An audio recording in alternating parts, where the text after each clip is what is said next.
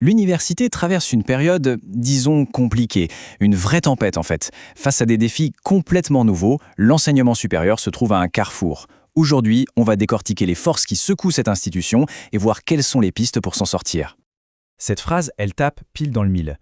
L'étudiant type, eh bien, ça n'existe plus. C'est fini. Aujourd'hui, les universités, c'est une mosaïque de profils avec des parcours, des projets, des besoins hyper variés. Et tout ça au milieu de transformations massives. Le numérique, le social, l'écologie. Du coup, la grande question, c'est celle-ci. Comment on fait pour passer d'un modèle un peu taille unique à un environnement où chaque personne peut vraiment trouver sa place et s'épanouir? C'est tout le défi qu'on va explorer ensemble. Bon, cette fameuse tempête parfaite, qu'est-ce que c'est exactement? Pour bien comprendre, il faut regarder de plus près toutes les pressions qui s'accumulent sur les universités. Ce qui est fou en fait, c'est que tout arrive en même temps. D'un côté, on a des étudiants plus divers que jamais. De l'autre, à l'intérieur même des murs, il y a des tensions, moins d'argent de l'État et toujours plus de nouvelles missions à accomplir. C'est un véritable effet d'étau. Ok, le tableau a l'air un peu noir, on est d'accord. Mais attention, ce n'est pas sans espoir. Face à cette complexité, des chercheurs et des pédagogues proposent une sorte de nouvelle boussole, une grille de lecture basée sur 3 idées fondamentales pour réinventer l'université. Et attention, on ne parle pas de concepts abstraits sortis d'un chapeau, non. Ce sont de vrais leviers pour agir et pour repenser les choses en profondeur. Alors découvrons ces 3 clés. Alors, la première clé, c'est l'engagement. Et quand on dit engagement, on ne parle pas juste d'être présent en cours. Non, c'est bien plus que ça.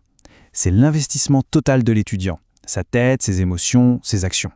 C'est ce qui donne du sens, c'est le pourquoi on apprend. Deuxième clé, le bien-être. La crise sanitaire nous l'a rappelé de manière assez brutale. On n'apprend rien de bon si on ne va pas bien. L'enjeu, c'est de créer des environnements d'apprentissage qui soutiennent la santé mentale, qui permettent de s'épanouir et pas seulement de survivre à ses études. Et enfin, la capacitation. C'est un point absolument crucial. Mettre en place des aides, c'est super. Mais si l'étudiant ne sait pas qu'elles existent, ou n'ose pas les demander, ou ne se sent pas légitime de le faire, eh bien ça ne sert à rien. La capacitation, c'est donner ce fameux pouvoir d'agir. Ok, donc on a nos 3 clés. Engagement, bien-être, capacitation. C'est bien joli, mais concrètement, qu'est-ce qu'on en fait?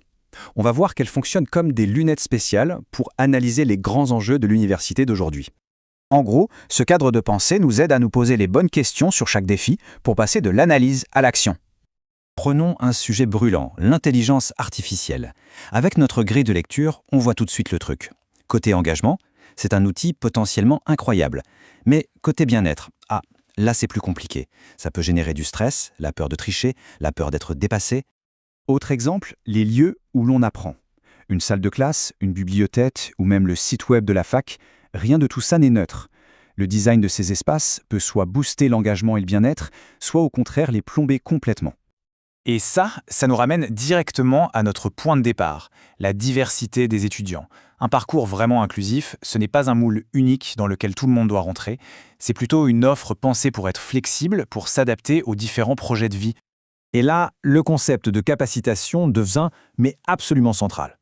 L'idée, c'est de rendre l'université plus transparente, de déchiffrer ses codes implicites, pour que tout le monde, vraiment tout le monde, ait les mêmes cartes en main pour réussir. Toute cette réflexion, ce n'est pas juste pour le plaisir de discuter. Il y a un vrai projet derrière tout ça, avec un objectif clair à l'horizon, transformer l'université d'ici 2026 pour que la réussite soit accessible à tous. Parce que le but du jeu, au final, c'est l'action. C'est d'améliorer les choses. Concrètement, il s'agit de faire dialoguer tout le monde pour trouver des solutions qui ont un vrai impact sur le terrain. Et quand on dit tout le monde, c'est vraiment tout le monde. Les profs, bien sûr. Les étudiants, évidemment, ils sont au cœur du réacteur. Mais aussi les conseillers pédagogiques, l'administration. Bref, tout l'écosystème universitaire doit se mettre autour de la table. Et on termine sur une question qui est peut-être la question de fond dans toute cette histoire. Qu'est-ce que ça veut dire réussir pour un étudiant aujourd'hui? Est-ce que c'est juste avoir un diplôme? Ou est-ce que c'est aussi développer des compétences, prendre soin de sa santé mentale et apprendre à s'adapter? Au fond, c'est peut-être toute notre définition de la réussite qu'il faut réinventer.